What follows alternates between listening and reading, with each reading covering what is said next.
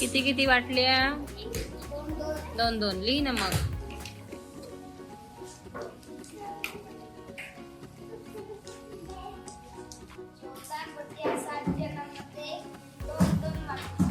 हा, समान भाग केले.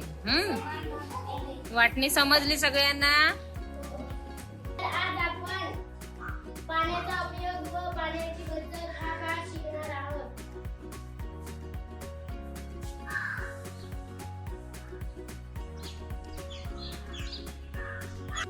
पाणी आपल्यासाठी खूप महत्त्वाचे आहे.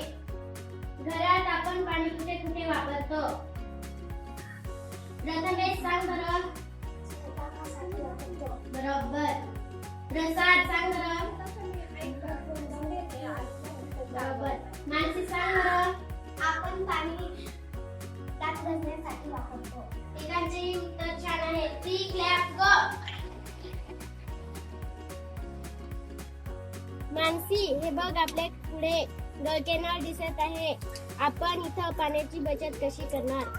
आपण हे नळ सुधारले पाहिजे तरच पाण्याची बचत होईल. बरोबर. तर पाठातून आपले शिकलो पाणी वाचवा जीवन वाचवा.